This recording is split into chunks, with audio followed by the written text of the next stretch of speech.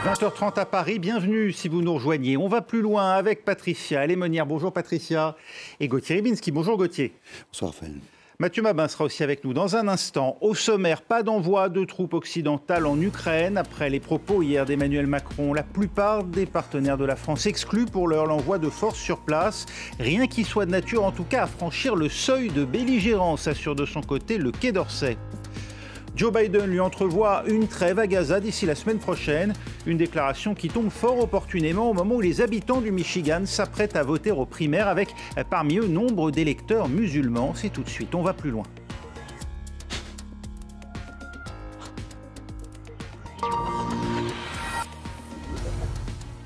Rien ne doit être exclu. En 5 mots, hier, Emmanuel Macron a provoqué une véritable levée de bouclier parmi ses partenaires occidentaux.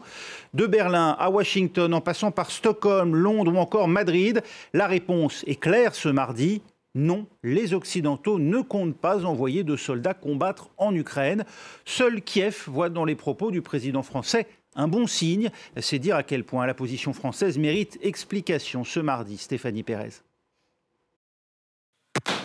Envoyer des troupes occidentales à la rescousse de l'Ukraine en difficulté, Emmanuel Macron brise le tabou. Il n'y a pas de consensus aujourd'hui pour envoyer de manière officielle, assumée et endosser des troupes au sol, mais en dynamique, rien ne doit être exclu. Nous ferons tout ce qu'il faut pour que la Russie ne puisse pas gagner cette guerre. Un signal fort à destination de Vladimir Poutine. Grande-Bretagne, Espagne, Pologne, Allemagne, Slovaquie. De nombreux pays européens se sont empressés de manifester leur réticence. Il n'y aura aucune troupe au sol, aucun soldat envoyé ni par les États européens, ni par les États de l'OTAN sur le sol ukrainien. Même fin de non-recevoir du côté du premier fournisseur d'armes à l'Ukraine, les États-Unis. Le président Biden a été clair sur le fait que les États-Unis n'enverront pas de soldats combattre en Ukraine. Embarras chez les alliés et en France, colère des oppositions. Le sujet a provoqué un vif échange entre le Premier ministre et Marine Le Pen. Emmanuel Macron a franchi une étape supplémentaire vers la co-belligérance, faisant planer un risque existentiel sur 70 millions de Français. Si vous aviez été élue en 2022, Madame Le Pen, on ne serait pas en train de fournir des armes aux Ukrainiens pour se défendre, on serait en train de fournir des armes à la Russie pour écraser les Ukrainiens. C'est ça la réalité, c'était dans votre programme. Les Républicains, eux, dénoncent le risque d'escalade avec la Russie. Quand pour la France insoumise, Jean-Luc Mélenchon s'inquiète. L'envoi de troupes en Ukraine ferait de nous des belligérants. La guerre contre la Russie serait une folie, écrit-il. À Moscou, la réaction est cinglante. Toute intervention au sol en Ukraine ne serait pas dans l'intérêt des Occidentaux, selon le Kremlin. Allez, direction Washington. Mathieu Mabin, les États-Unis n'enverront pas de soldats combattre en Ukraine, indique la Maison-Blanche. Désaveu de la position française ou simple mise au point? Comment ont été perçus les propos hier d'Emmanuel Macron? Alors, il y a une idée persistante ici à Washington, au département d'État et évidemment à la Maison-Blanche où je me trouve, une perception selon laquelle cette guerre en Ukraine est autant la guerre de l'Amérique que la guerre de l'Europe finalement. Mais avec une nuance de taille, c'est que ce conflit se déroule sur le sol européen, ce qui n'aura échappé à personne et qui obéirait donc à une certaine logique que les premières troupes engagées soient des troupes européenne, justement. Notons au passage que le président de la République française n'a pas fait cette déclaration sans avoir préalablement échanger avec Joe Biden. Emmanuel Macron n'a pas techniquement besoin de l'assentiment de la Maison-Blanche pour engager la politique étrangère de la France, mais on ne peut pas pour autant parler de désaveu au seul titre que Joe Biden n'engagera pas de troupes au sol, en tout cas pas pour le moment. Cette logique selon laquelle les troupes européennes devraient être engagées les premières fait tout à fait sens, autant pour les chancelleries européennes que pour la diplomatie américaine dans le fond. Et c'est le message que l'on ressent ici. Non, en revanche, cette déclaration d'Emmanuel Macron est tout à fait de nature à titiller l'amour-propre des élus républicains trumpistes cette fois, qui font jusqu'à présent barrage au financement de l'armée ukrainienne. À mesure que nous nous rapprochons de l'hypothèse d'un engagement militaire européen, une absence de participation financière des Américains devient tout simplement intenable. C'est d'ailleurs l'un des sujets qui a été évoqué aujourd'hui, il y a quelques minutes, entre Joe Biden et les représentants républicains et démocrates du Congrès, et ici, à quelques mètres de l'endroit où je me trouve, dans l'aile ouest de la Maison-Blanche. Merci Mathieu, vous restez avec nous au Quai d'Orsay. Stéphane Séjourné assure aujourd'hui la présence de troupes occidentales en Ukraine ne ferait pas franchir le seuil de belligérance. Les propos d'Emmanuel Macron hier étaient-ils calculés d'après vous, Patricia Lémonière? Écoutez, en tout cas, je ne sais pas si c'était calculé. On sait que le président français a l'habitude de ces déclarations qui nous surprennent. Hein. Vous savez, il est disruptif, comme on le dit. Souvenez-vous les déclarations qu'il avait faites lors de son voyage au Proche-Orient sur Daesh, etc. Bon. Là, je crois qu'il y a plusieurs choses. Vouloir maintenir ou établir ce qu'on appelle une ambiguïté stratégique, comme l'explique l'Élysée aujourd'hui, c'est ça l'objectif, hein, c'est de dire à la Russie, grosso modo, eh bien peut-être, parce qu'il n'a pas dit qu'il allait envoyer des troupes au sol, il a dit peut-être, si vous voulez. Donc, envoyer ce message et maintenir cette ambiguïté stratégique, pourquoi pas? Pourquoi pas? C'est quelque chose sur un plan militaire, sur un plan diplomatie, qui fait sens. En revanche, ce qui ne fait pas sens, c'est de le faire dans le contexte, à la sortie comme ça d'une conférence de presse qui après donne lieu à une cacophonie européenne. Et la cacophonie européenne, c'est tout ce que veut justement Vladimir Poutine, ce désaccord. Donc d'un côté, il envoie un message qui est intéressant vis-à-vis de la Russie. Surtout, ne jamais dire qu'on ne va pas mettre d'hommes au sol, parce que c'est ce qu'on a reproché aux Américains, souvenez-vous, au début de la guerre, c'est de tout de suite dire « Ah non, nous ne mettrons pas d'hommes au sol ». Comme ça, les Russes savent où ils vont. Donc maintenir cette ambiguïté sur un plan diplomatique et militaire, ce n'est pas mal, mais en revanche, casser l'unité européenne comme il l'a fait, alors ça ne fait aucun sens. Et puis, dernier point, qu'a-t-il voulu faire sur un plan de politique intérieure ? On peut se demander là aussi. Vous savez, Emmanuel Macron est quelqu'un qui aime jouer les disruptifs et ce n'est pas toujours sur un plan international qu'il cherche à faire la fameuse disruption, si on peut dire ça.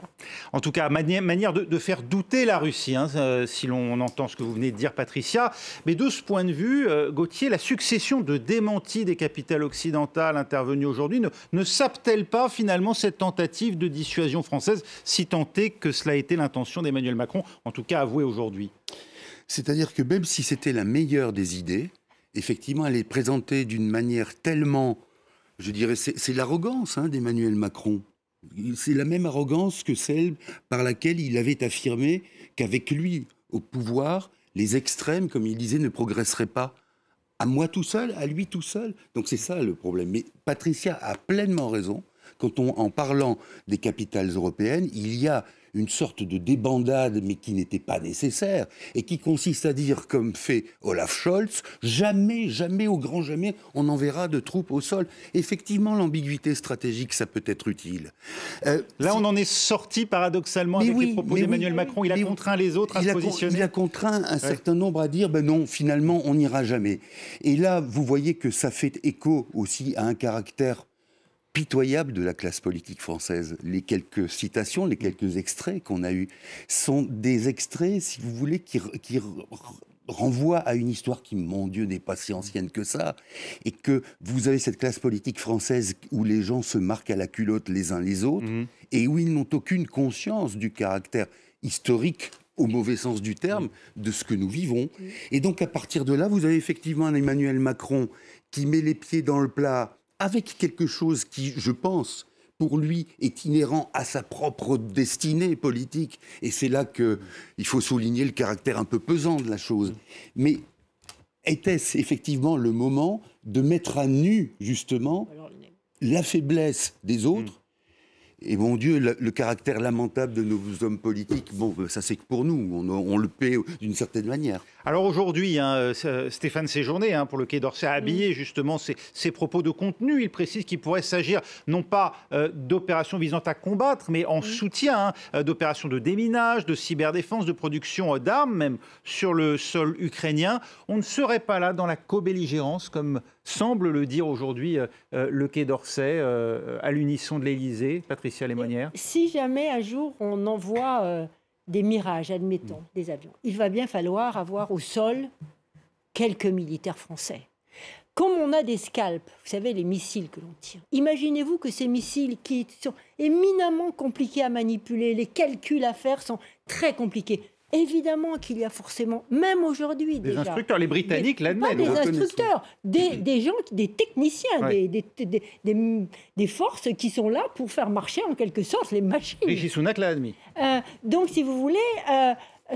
les Français, forcément, sont déjà un peu là, mais ça ne se clame pas pour faire du renseignement aussi. Ils sont là sur le plan du renseignement électronique aussi, donc on ne clame pas toutes ces choses. Alors dire, le président n'a pas dit « j'envoie demain des troupes au sol ». Non, enfin, je veux dire, il n'a pas exclu cette possibilité, interrogé sur ce scénario. Mais c'est autre chose de ne pas exclure et de dire j'envoie des troupes au sol. Donc là, on s'emballe aussi un peu. Sur cette question de la présence, Mathieu Mabin, comment comprendre les propos d'Emmanuel Macron après l'enquête du New York Times qui révèle que la CIA a financé 12 bases en Ukraine depuis 2016 près de la frontière russe? Y a-t-il un lien dans cette mise au point ou sortie française? Non, je pense qu'il faut globalement décorréler ces deux affaires de la présence d'infrastructures américaines. Je reprendrai quasiment mot pour mot les propos de Patricia à l'instant. La présence d'infrastructures américaines et même de personnel du renseignement américain le long de la frontière ukrainienne fait tout à fait sens. C'est justement cette présence, vous vous en souvenez, qui avait permis à Joe Biden il y a 2 ans de prévenir le monde sur l'imminence d'une offensive russe. On se souvient que les Américains étaient particulièrement sûrs de leur coup, alors que là, pour le coup, les Européens étaient beaucoup plus circonspects et que l'histoire a évidemment donné raison à l'Amérique. Personne ne peut réellement égaler les moyens de renseignement des Américains dans la région. D'ailleurs, il faut bien faire la différence entre les agents de la CIA, de la NSA ou d'une quelconque autre agence de renseignement américaine qui serait présente sur le sol ukrainien et la présence de troupes militaires à proprement parler. Quand Joe Biden dit « no boots on the ground », c'est « no boots on the ground ». Il parle bien des troupes conventionnelles et non pas des actions non revendiquées, comme on dit, des États-Unis. Gauthier Rybinski, néanmoins, apprendre la présence de ces bases, est-ce que ça peut décomplexer les alliés de Washington, les conduire eux-mêmes à se dire finalement pourquoi pas nous aussi, n'irions-nous pas sur le sol ukrainien si la présence des Américains était vantée? Oui, d'autant que, comme vient de rappeler Mathieu, c'est ce qui a permis d'avoir une connaissance assez précise dès le départ de cette invasion à grande échelle du comportement des Russes, des troupes russes. Alors, pour répondre à votre question, oui, ça peut être ça. Mais de l'autre côté, ça peut être aussi, et attention à ce que les opinions publiques tirent de ce genre d'affaires. Je vous fiche mon billet, d'ailleurs c'est déjà tombé, que beaucoup de gens vont dire « Ah bon, il y a des bases américaines sur le territoire ukrainien ?» Eh bien, Poutine a raison. Poutine avait raison de répliquer. De dire que l'Ukraine, c'est l'anti-Russie, c'est la base avancée de l'Occident, aux frontières de la Russie. Évidemment, évidemment. Seulement, le problème, c'est qu'à partir de là, vous avez quantité de gens, hommes politiques ou pas, ou renseignés, avisés ou pas, qui vont vous dire « Mais voilà la justification, Poutine a tout à fait raison. » Or, là, on est dans le travers, la maladie du moment, c'est est-ce qu'on ne peut pas faire la différence entre 12 bases américaines de la CIA en Ukraine et une réplique avec je ne sais combien de milliers de morts, des crimes de guerre, etc. C'est-à-dire qu'on oublie le sens. Est-ce qu'il vaut mieux 12 bases américaines en territoire ukrainien ou est-ce qu'il vaut mieux une invasion de Poutine avec ce que ça signifie? Et ça, le risque, si vous voulez, c'est que beaucoup aient cet aspect, ce regard qui paraît à première vue plutôt équilibré et qui en fait est une aberration, une absurdité. Et donc du coup, pour répondre à votre question, ça peut être quelque chose qui fait réfléchir les pouvoirs, qui se disent « Ouh là là, oui, peut-être que ça pourrait nous décomplexer ». Mais si l'opinion publique, et notamment populiste, bascule dans l'idée que finalement Poutine a raison d'agir comme il l'a fait, c'est embarrassant.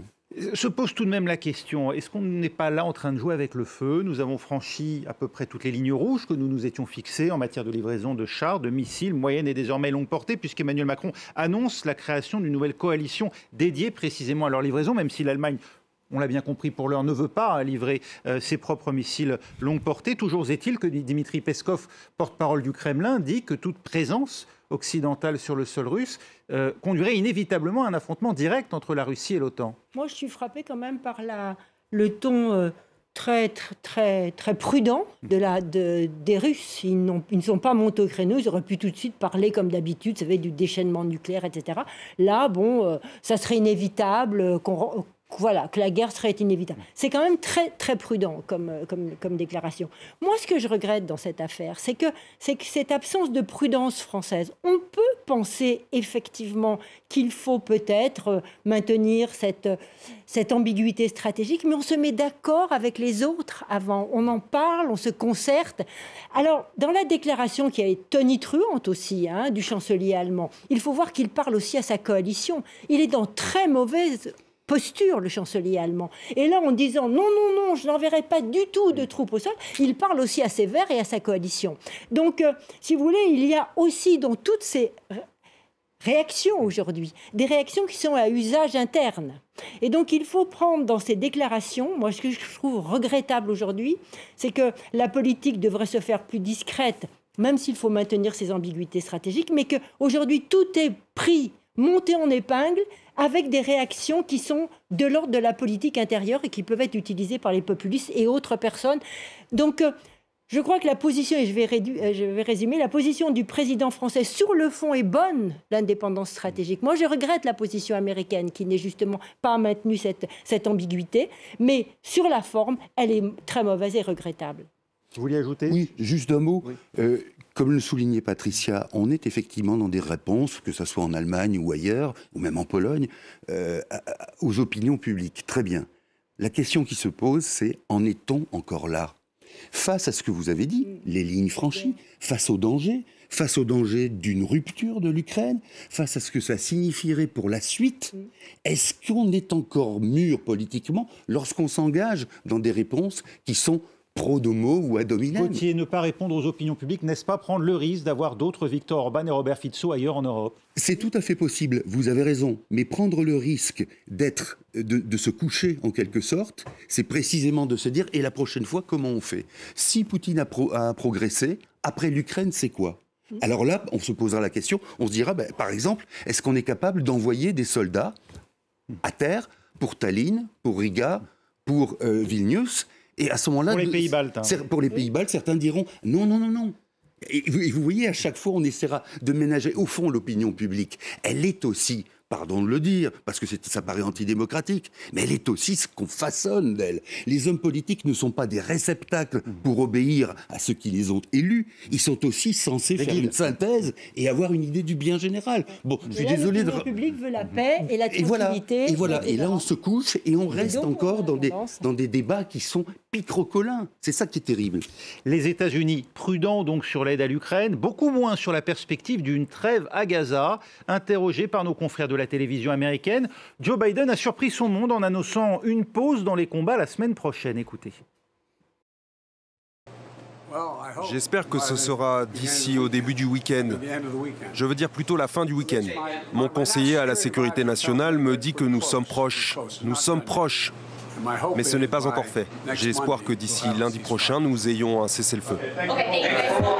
C'était pas un micro, mais bien une glace que vous avez vu dans la main de Joe Biden. Mathieu Mabin à Washington. Joe Biden a-t-il parlé trop vite, ou bien comme Emmanuel Macron, a-t-il bien mesuré la portée de ses propos ? Ce qui est certain, c'est que le seul personnage politique qui peut contraindre le Premier ministre israélien, c'est Joe Biden. Il ne faut jamais décorréler la parole diplomatique américaine d'une réalité, de la réalité selon laquelle l'Amérique finance l'outil de défense israélien. Concrètement, la Maison-Blanche a le pouvoir de couper le robinet de la défense israélienne. Et donc, si les opérations de Tsahal se déroulent dans les proportions et selon les modes d'action que nous connaissons, c'est-à-dire avec une brutalité désormais dénoncée par l'essentiel des chancelleries occidentales inclus, cela ne peut se faire qu'avec l'assentiment de la Maison-Blanche. En clair, si Joe Biden veut contraindre Benjamin Netanyahou à une trêve, il en a le pouvoir. Patricia Lémonière, il a les moyens d'imposer une trêve à Israël, Joe Biden ? Il a l'arme financière, il peut couper, comme vient de le dire Mathieu, effectivement, l'armement. Et sans l'armement américain, la guerre s'arrêtera, la guerre menée par Israël s'arrêtera excessivement vite. Dans les annonces qu'il a fait sur ce fameux accord de cessez-le-feu qui pourrait être conclu dès le 4 mars, et l'arrêt de tous les combats durant le Ramadan, c'est un rapport avec ce plan de paix et ces accords qui est en gestation depuis plus d'une quinzaine de jours, voire plus. Il faut savoir que le Hamas, aujourd'hui, par un de ses porte-paroles, a dit qu'il n'avait toujours rien reçu. Donc, et au même moment, Benjamin Netanyahou disait que de toute façon, il ferait son opération à Rafah. Donc, vous voyez la pression que peut mettre Joe Biden sur les épaules de Benjamin Netanyahou. Il y a à couper les robinets financiers de l'armement, oui, mais il ne peut pas le faire en période électorale. Et voilà, Gauthier, l'Amérique, certes, a les moyens, tous les moyens de pression sur Israël, elle n'a juste pas envie ou pas la volonté aujourd'hui de les employer. Oui, il y a deux choses. Il y a le fait qu'un Netanyahou, par exemple, c'est une banalité de le dire, mais joue la montre en se disant qu'effectivement, si Biden ou le camp démocrate perdait la prochaine présidentielle, il serait tranquille loin, avec Trump. C'est en novembre. Hein. Oui, c'est loin, mais vous savez que les calculs... On se souvient que Netanyahou a toujours été très, très, très cavalier avec les présidents américains. Barack Obama s'en souvient très bien.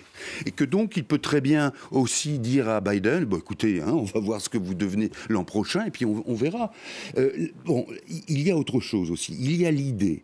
Et là... Si vous voulez, il faut aussi la battre en brèche.